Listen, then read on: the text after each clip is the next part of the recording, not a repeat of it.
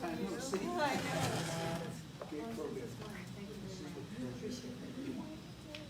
Good evening, and thank you so much for allowing me to be here in front of you. Wanted to just tell you that we're excited to be looking forward to the 2020 elections. As you've heard, we have new equipment that we're very excited about. It's the top of the line, the latest technology.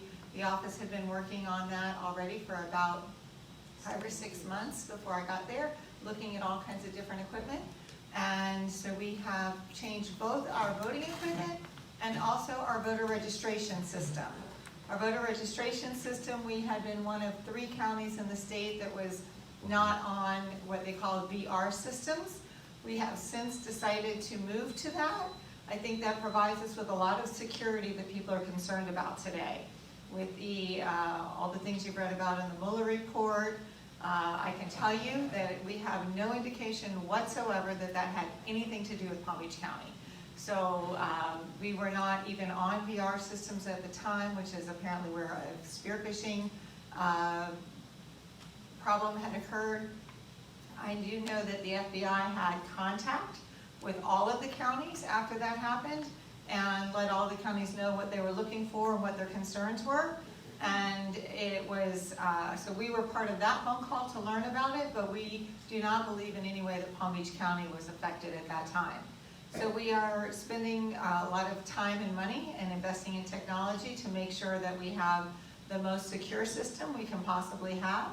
We are going to be on the same system that the rest of Florida is on for voter registration.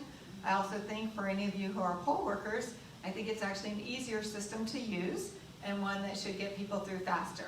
So hopefully it'll help with our lines as well. We are focused in our office on providing the best service to you that we can. We talk a lot about integrity and accountability and service. And so what that means for you is we want to be as open and transparent.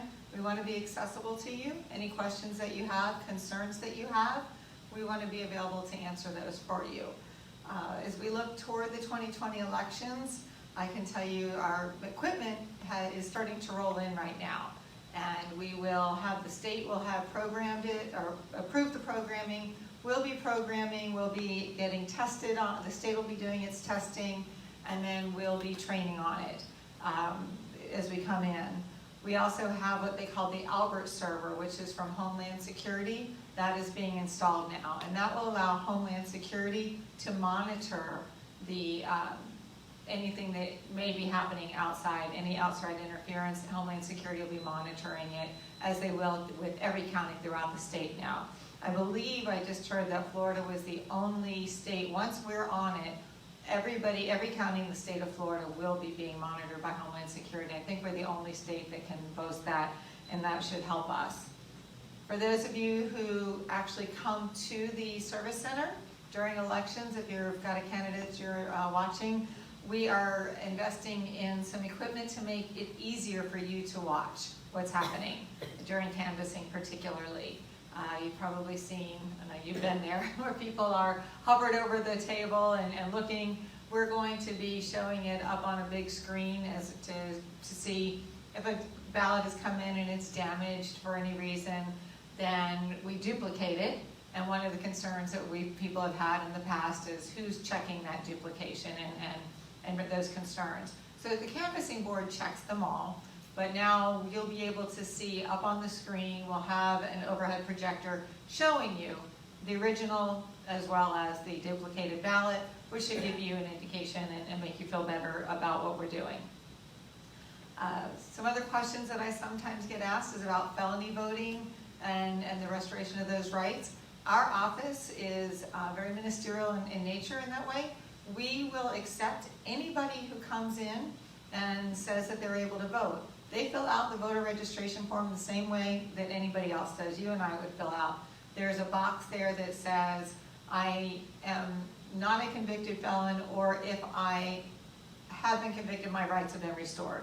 Robin, that's about the right language, right? So it's the same box. So we don't know when somebody checks out what their previous status has been. And it goes up to the state. The state does its checking to confirm that the person is not a current convicted felon nor if they've been adjudicated mentally incapacitated, or any of that. It then comes back to us. If at this point the state has not told us to remove anybody from the rolls that has, because of having registered as a convicted felon that has not completed their sentence. Now, legislature's in session. We don't know what's going to happen there. Whatever those, whatever the laws will be, we'll follow those. But we have not at this point had any issues related to that. One of the things I'd like to encourage you to do, if you haven't already, is to update your signature. So you may have also heard that, and you'll have, if it passes the way it's currently, you'll have more time to cure a signature, but it's easier for you if you don't have to start that way. So a lot of times we have issues where somebody has signed up and your voter registration is from when you were 18 and now your signature looks very different. Or it could be that you were at DMV, updated your registration through the DMV. And then when you did that, you signed on the iPad there with your finger. And maybe not in the same way you sign when you're sitting at home on your kitchen counter with lots of time to deal with this. So those are now your signatures, because we get that data dump on a nightly basis, and that is now your updated signature. So that's what we're comparing against. And we try really hard. We weigh we want to err in favor of the voter. We always want to be on the side of making a vote count, and then just weighing that against potential fraud. Obviously, if it's somebody's signature who, they definitely didn't sign it, we're not going to count it. The other thing is, if you're doing vote by mail, please remember to sign it. That's really important. We get a lot of things back that people have gone to the trouble to vote, put the postage on it and send it back, and then it's not been signed and we can't count it. It never even gets opened then. So one of the things that we have submitted in our budget, but we don't know for sure yet, but we've had a lot of requests for people from people to let them have return postage paid. And so we're submitting that, and if that goes through, that should make life easier on folks. So interestingly, we found from other counties, they say that when they've gone to postage paid, it hasn't actually increased the number of ballots that are returned. But I think it certainly has a shot of doing that because it's easier for you. Not that you're not willing to pay the postage, but you just don't always have a stamp available. So being voted in the mail, hopefully that'll help a lot. So we're also going to do a lot of voter education this year. We're going to be focused a lot on getting out, letting people know, update your signatures. You all don't have this issue, but please tell your friends. People who vote are a registered NPA. Perfectly fine for them to be registered NPA, but in other states, they're able to come and they can vote in the primaries. Of course, in Florida, you can't do that. And so what happens, though, is they arrive at the polls with their NPA card, and they're very frustrated. What is NPA? I'm sorry, no party affiliation. Thank you. Yeah, my apologies. So when they do that, because in other states, they're able to choose which party to vote for on a primary. Florida, you can't do that. So just encourage your friends who may have chosen to have no party affiliation to just be aware of that. We will try to do, again, some voter education as it relates to that so that we don't have people who are frustrated when they show up at the polls, either for the PPP or for the primary. So we're trying to encourage that. Also, some of the things that happen that people aren't aware of is they have gone into DMV to update your voter registration. And you may not have realized it, but you filled out part of it, but not all of it. When you don't fill out all of it and you leave the party blank, that goes up to the state. The state reads that as since you didn't fill it in, they assign you NPA, no party affiliation. So that comes back to us, and we just think you've changed parties. So we send you a new card. It's great if you notice it when you get the new card and you call us and say, hey, I've been a Democrat for 50 years, why did you change my party? Then we can tell you, Robin will look it up and tell you, hey, this happened at DMV. But it's when people don't look at that and they show up at the polls. So please encourage people to take a look. As we do a conversion this year from the voter registration system to the other, it will be converting almost 1 million active voter files.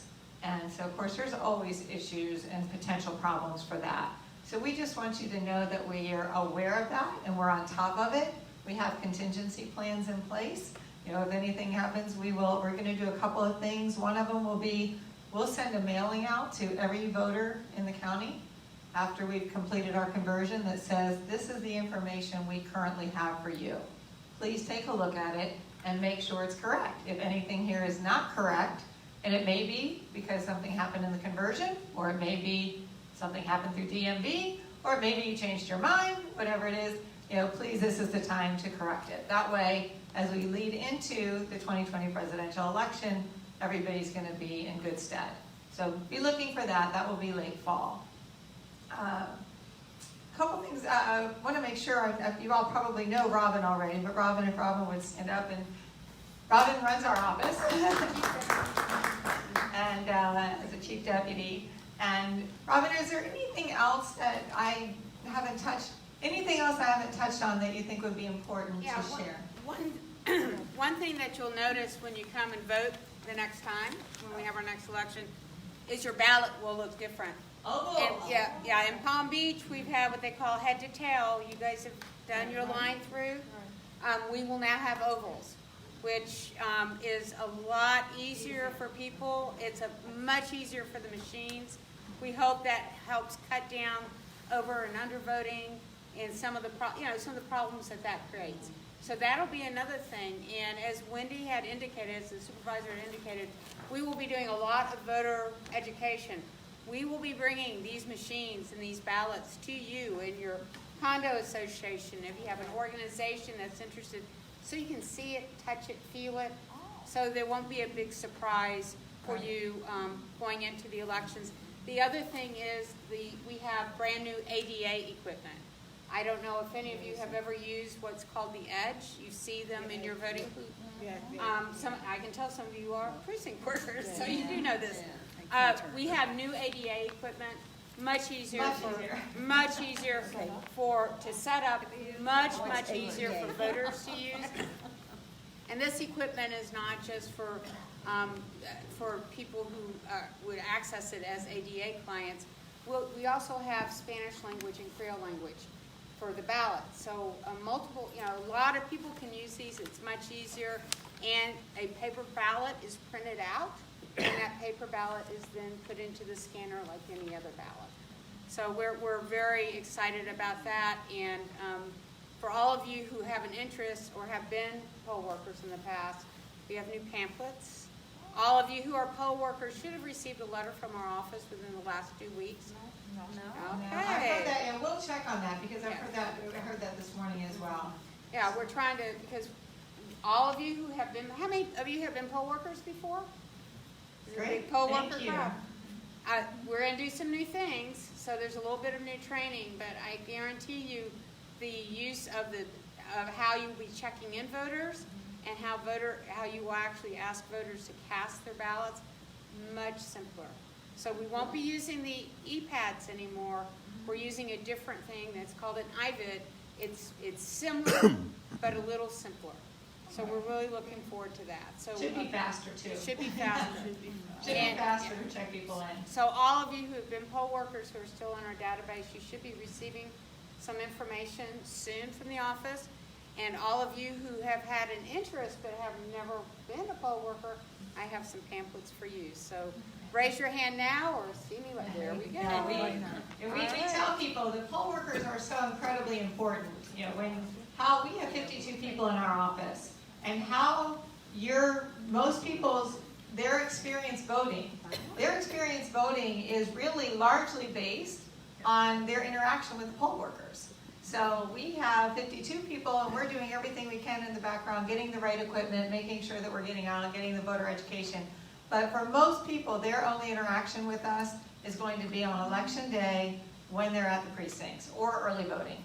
And so their interaction with that poll worker is what sets the tone. So we realize how important poll workers are, and we appreciate everything that you do and would encourage you to get your friends to be poll workers as well. Because we are looking, especially with the new technology, it's going to be important for us to get as many people in as we can. So, and talking about that, the express vote machine that Robin had mentioned to you, we will also, just in an effort to keep the lines moving, It is easy to use, and so nobody will be required to use it, but if we don't have somebody currently using it who needs the ADA accessible equipment, and to move the line forward, anybody who is interested in using that to vote, we intend to let them use that to vote. So, and because as Robin said, it does also give you a paper ballot, so you'll be able to do that. Anybody who needs the ADA equipment will of course get to the front of that line if it's being used, but we'll let everybody use it. So it'll be just, we spent a lot of money on this equipment, and I think I was told in 2018 that we had maybe 5 machines that were used throughout the whole county. We just bought 525. So we're gonna use them and keep them moving as best we can. So as you know, we do a lot of list maintenance during the non-election years, which is what we're doing now. We're working very hard to make sure the voter rolls are up to date. And so we've begun the process of sending out notifications, change of address, making sure that we have the most up-to-date voter roll that we can possibly have. So we're doing that during this year as well to lead into the election.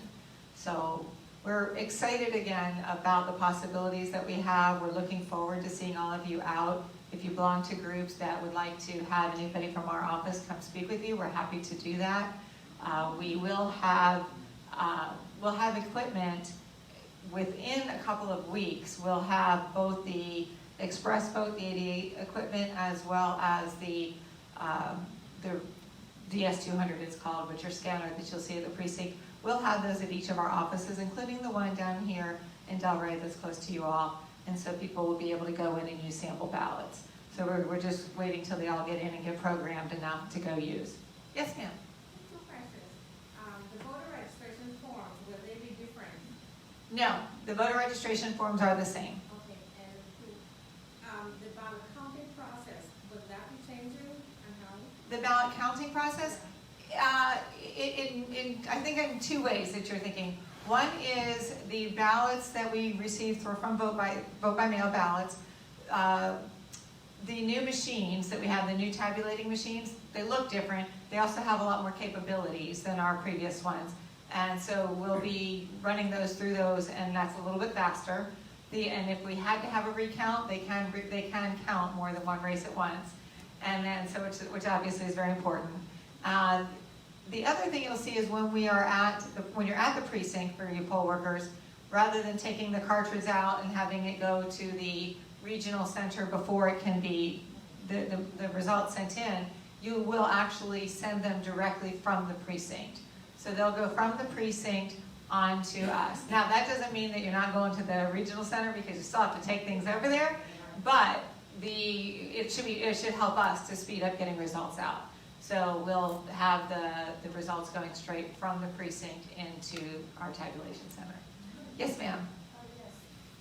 Thank you for coming tonight. We really appreciate that.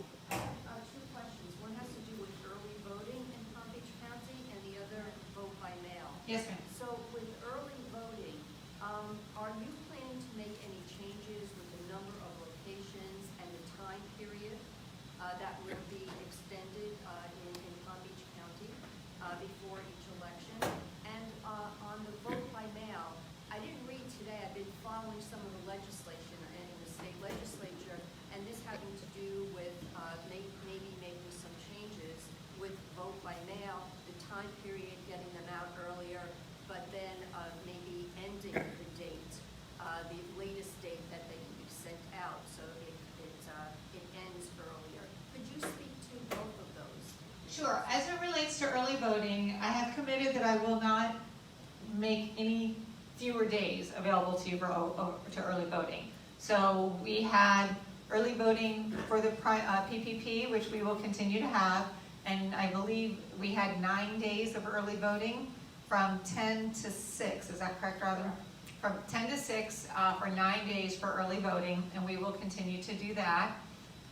For the primary, we did the full 14 days, and I think those times were also 10 to 6? Yeah, so 10 to 6 for those days as well. And then when we get into the general, we will have it the full time. We'll have it 7 a.m. to 7 p.m. for the full number of days. And is also, we are looking to, and again, I say this hesitantly because our budget hasn't been approved, but we have submitted to increase the early voting by two sites. And I think because that's the trend, if you look at the historical trends, vote by mail is increasing the fastest, followed by early voting, also on the upswing.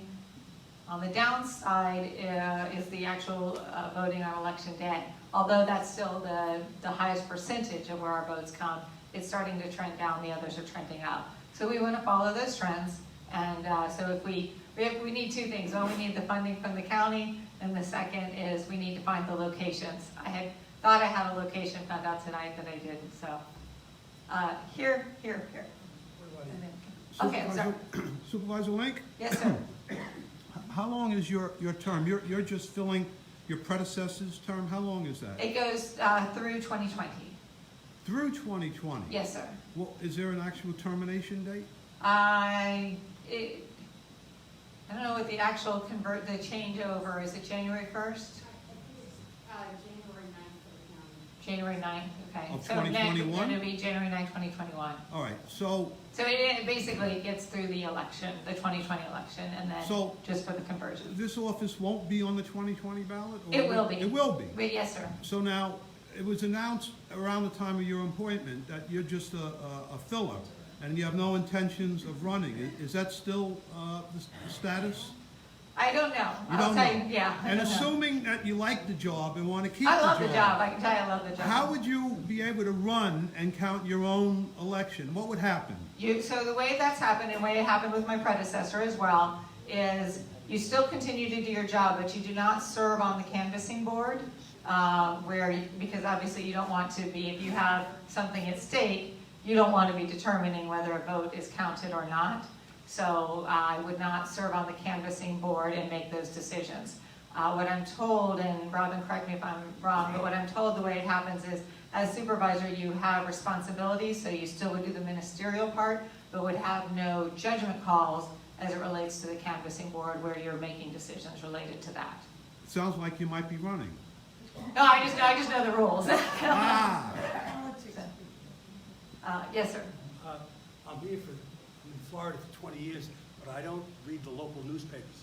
So, although I read that Susan Book was removed by the governor for what seemed to me facially as a political deal, as far as I can see. And I've been voting every single year. But I'd like to know how you got to be her replacement.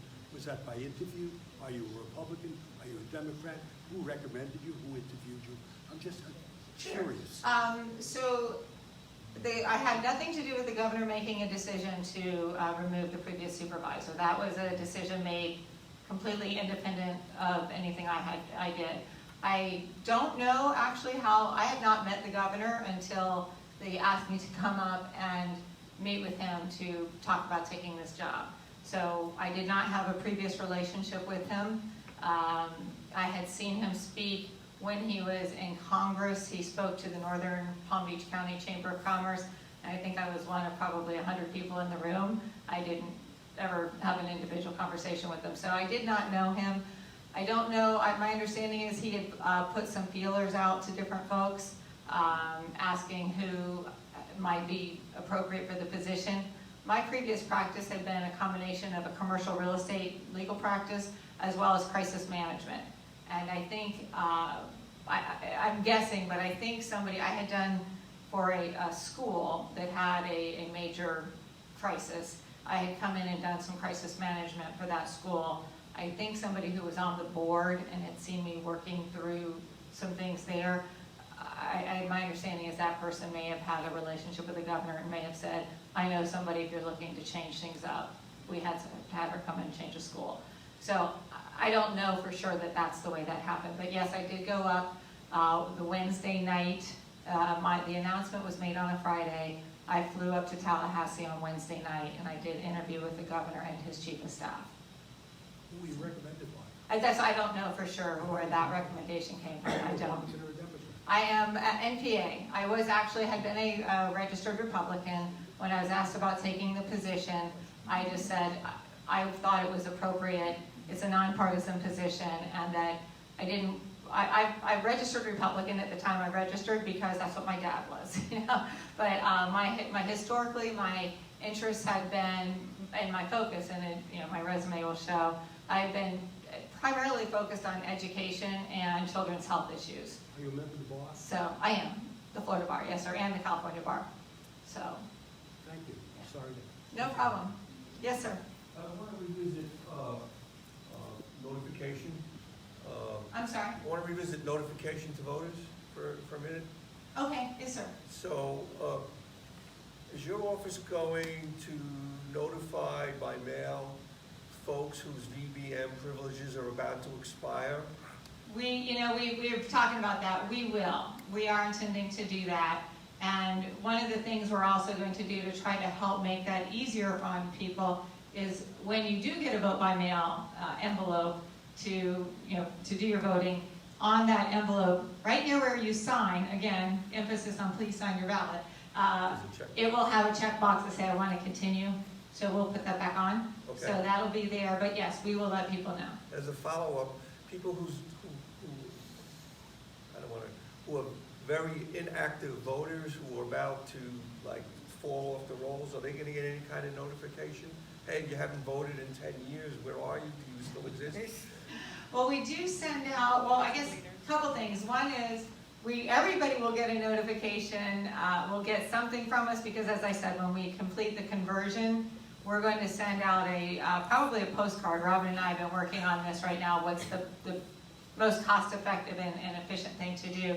But we're thinking we'll send a postcard that says, dear Mr. Smith, this is the information we have on file for you, and it will give your name, your address, your party affiliation, your precinct number, and if any of this information is incorrect, please contact us. So everybody will receive notification then.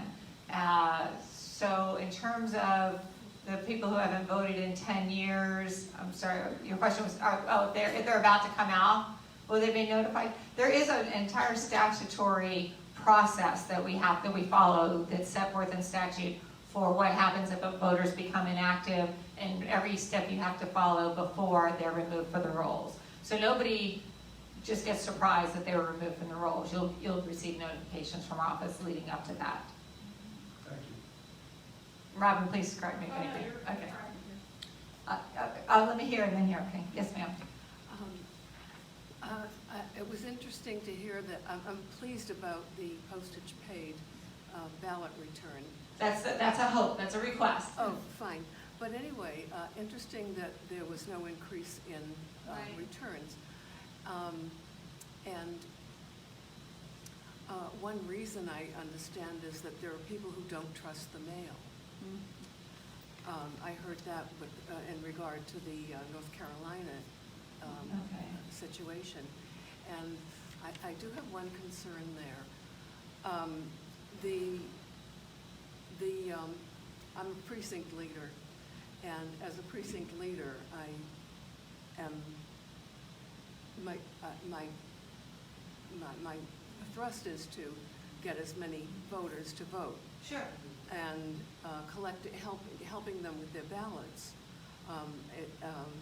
to deliver, pick them up and deliver. And we are trusted. We precinct leaders are trusted to take their ballots. It saved them postage, but also it enables us to see if perhaps to check the signature on the envelope, and if it looks shaky, have you changed your signature?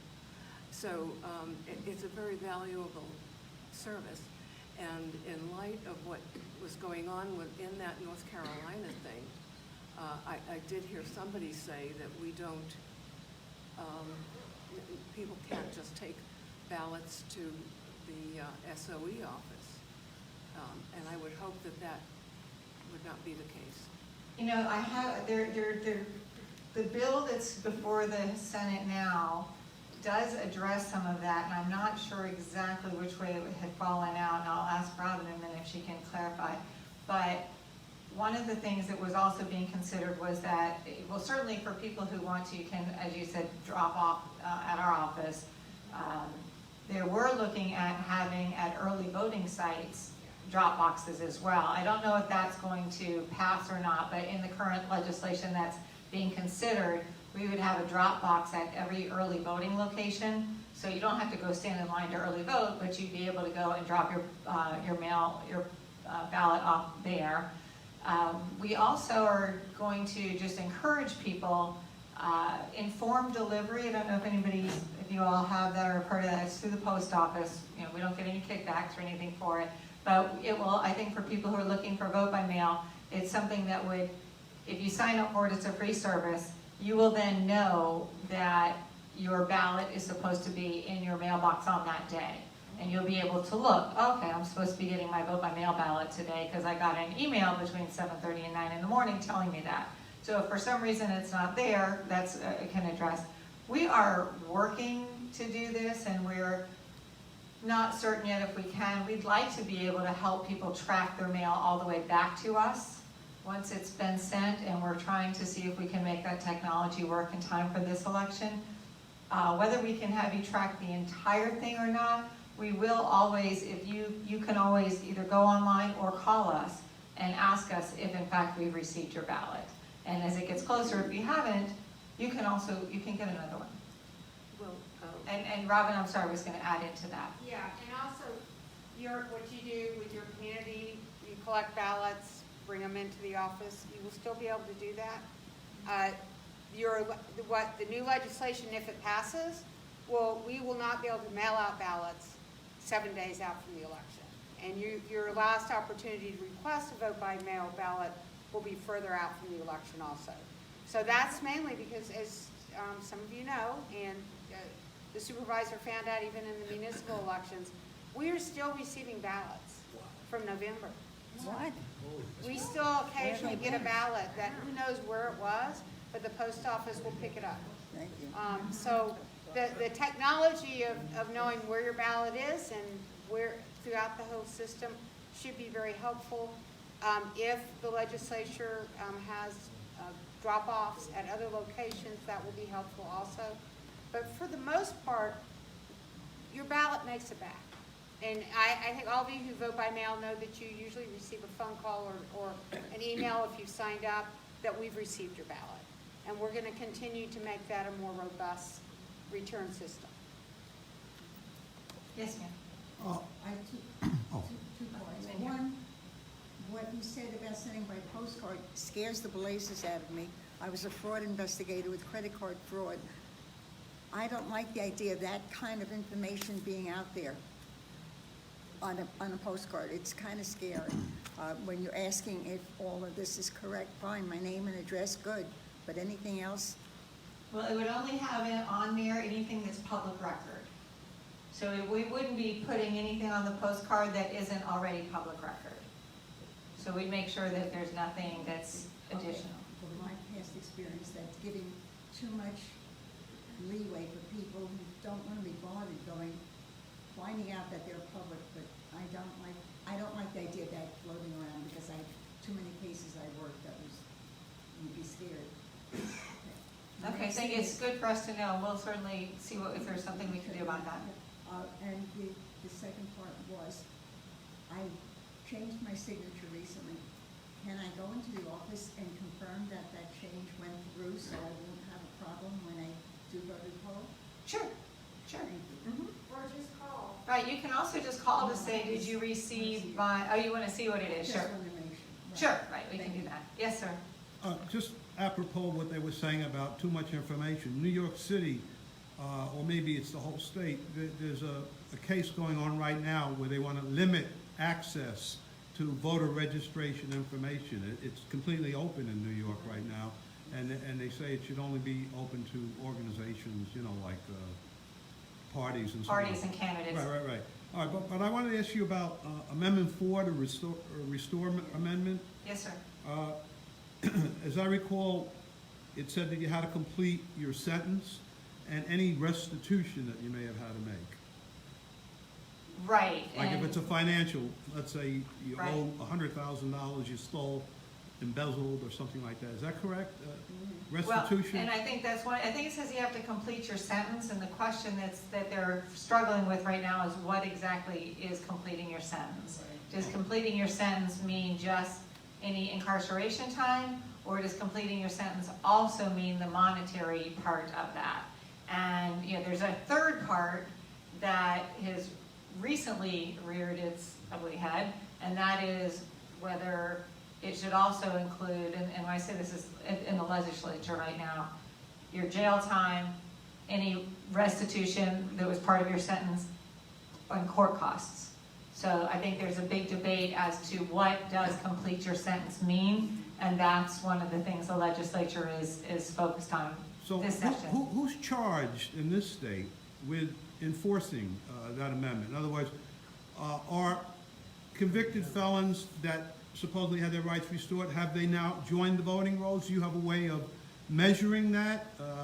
Right, so what I was saying earlier, we can't tell when somebody registers, because they check the same box that we all check, we don't know whether they were previously a convicted felon. We don't have that information.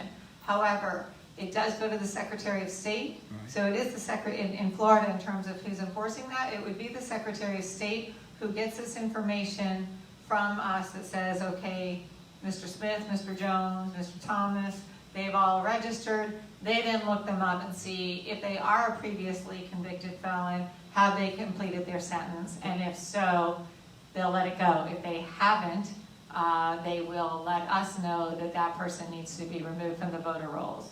But wouldn't they have to do that with every new applicant? Sure. That's a lot of work, isn't it? Sure it is, yeah, they got their hands full up there, there's no doubt about it. Yeah, but and then that information comes back to us. So my biggest fear, I'll be honest with you right now, my biggest fear is that they haven't been doing anything, and because they haven't known how to interpret it. So my big fear is that they'll come up with these rules, they'll now go through, and that we'll get a whole lot at one time that where they say these people are now not able to be on your voter rolls. And I'm afraid, what I fear is that that letter has to then come out from our office saying that this person's been removed. And of course, and then everybody's going to think that our office doesn't want them to vote, when in fact, it will just be, we'll be following the rules that the state has given us. And then, of course, it's not every felon, right? Murderers and... Murderers, child sex, molesters, right. yeah, So- sex offenders. That's like an honor system, you're saying right now. Anybody just checks that box. Right, it's, yes, you're signing under penalty of perjury. I see, thank you. How honestly to those people that they Yes, again, that's why the Secretary of State, luckily there's a great division of labor, and that's their job. So, yes, ma'am. Okay, at one time, I'm with the League of Women Voters, and Yes, one time- ma'am. and at one time, we were told to tell people who voted early that their votes would count first. Then it turned out, after the election, that some of those votes wound up in a box. Yes. So, For early voting? Early voting would actually be done, it wouldn't be, because the early voting is done with the same machine that you're voting on election day. She means mail-in. What's that vote? I'm Vote by sorry, mail. somebody correct Vote by me. mail? vote by mail, thank you. Okay, so Well, I can that's tell you in a how that box. works. Big difference. So I don't know about any boxes, I can't attest to that, I don't know anything about that, but what I can tell you, that might have been before my time, but the way it does work, in terms of it would be counted first, that is true. To the extent that we have received vote by mail ballots up until election day, we go through, when they come into us, there's a couple things we have to check. One, we run them through a machine, and it's checking to make sure that that person hasn't already voted.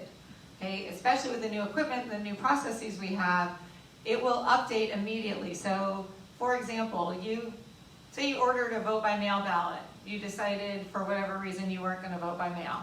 So then you go to the precinct and you decide, or you go to early voting, I'm sorry. So you go to early voting and you vote by mail, or you vote early voting.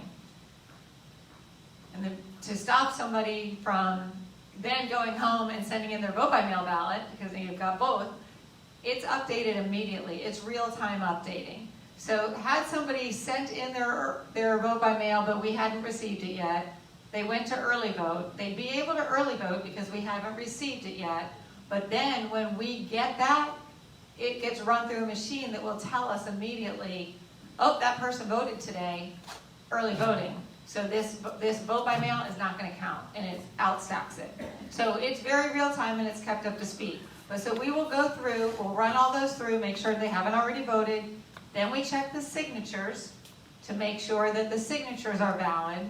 And if every signature is valid, then it goes to the opening table, it's opened, and then it's tabulated and run through. And so we have those, the results aren't put together until election night. So 7 o'clock, 7:05 election night, we then can tabulate and add up all of the votes that we had been collecting over the last week or two for vote by mail. And the very first votes that you see being reported, those are the vote by mail ballots. It's not all of them though, and the reason you keep seeing those come up later is because you can turn in your vote by mail ballot up until 7 o'clock on election day. So if you turn it into our office on Gun Club Road and Military Trail at 7 o'clock, it's gonna come in, it then has to go from there up to the warehouse, and then that whole process of checking to make sure that that person hasn't already voted, checking to make sure their signature is valid, then opening it and then tabulating it, that all still has to occur. So those, even though they're vote by mail, they don't show up in the early results, they show up later just because we still have to go through that process.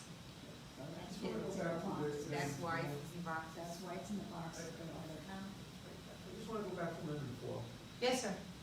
John Smith is a pretty common name. Okay, sorry, I should say your name, I hate to use it if I did. John Smith is a pretty common name. Okay, John Smith, born on March 12, 1956.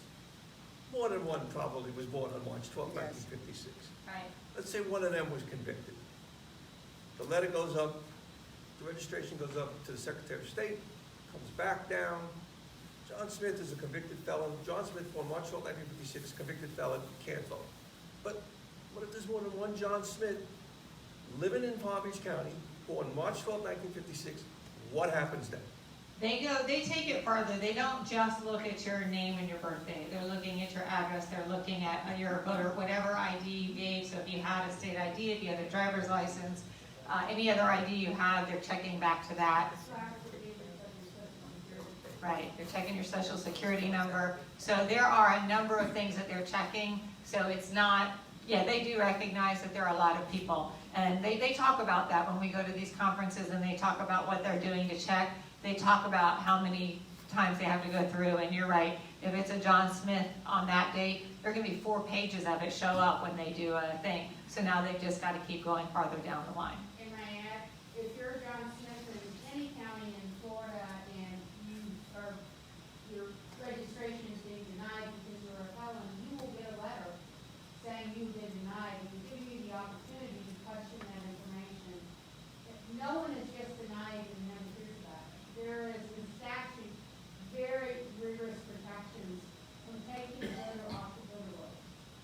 Whether it's because you may have been mistaken as a felon or were a felon or any other number of reasons, no one is just canceled unless you request in writing as the one. Yes, ma'am.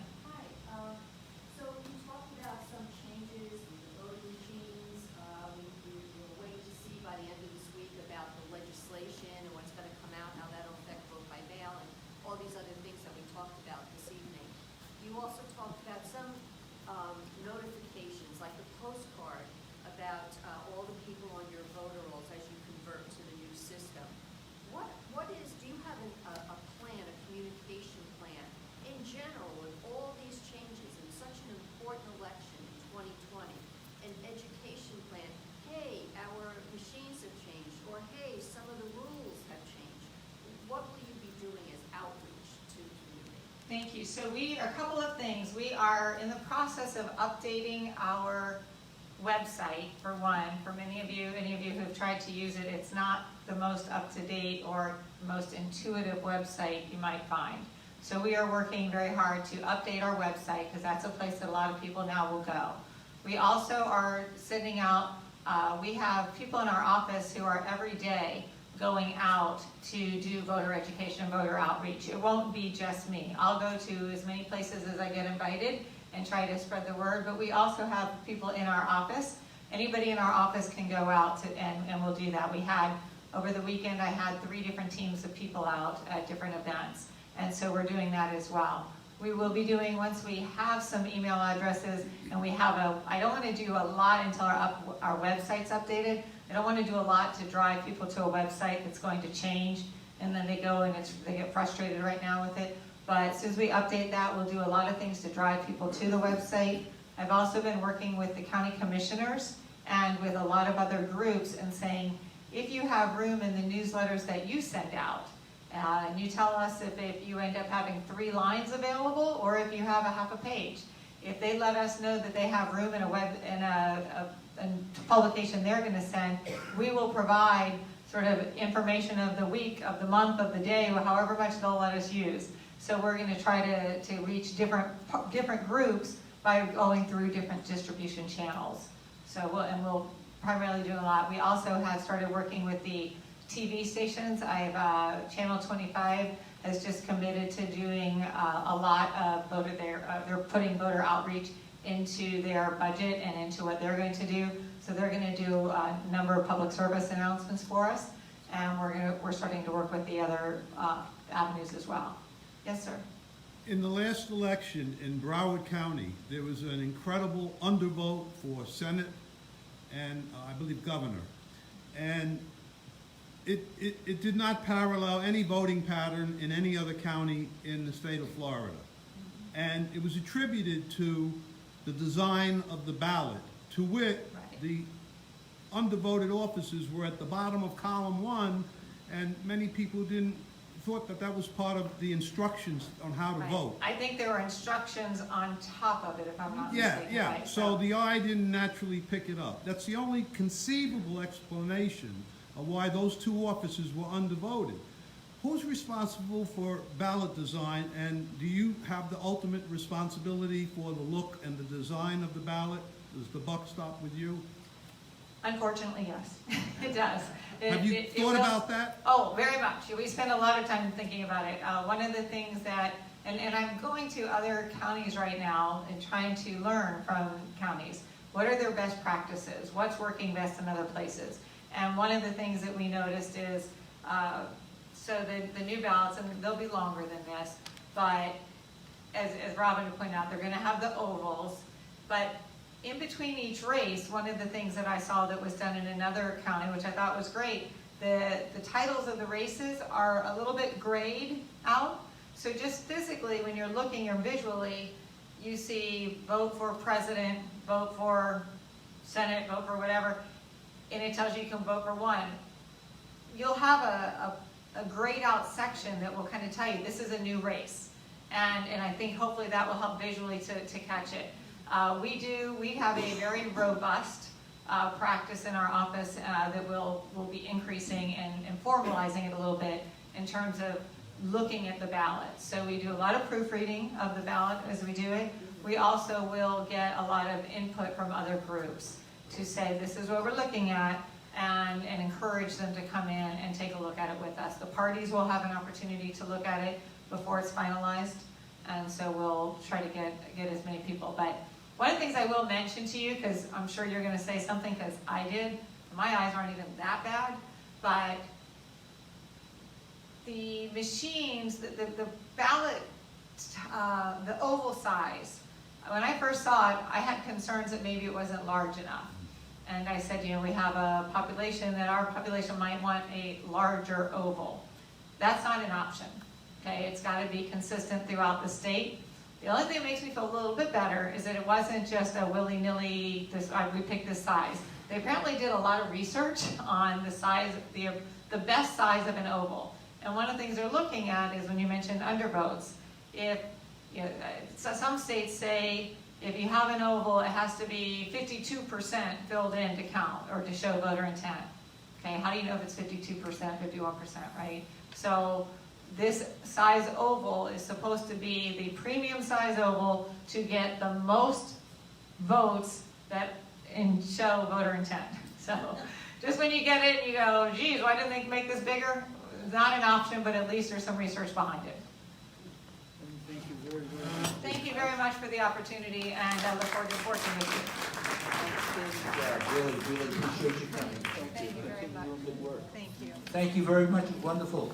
We have our ice cream festival right here. Mr. Gill will help you out with that. And you can head right over there, Fred. Thank you all for coming. We have another great program next month. She wouldn't mention it. Those to the red is to the right, regular is to the left. That's obvious. Which state senator, which county leader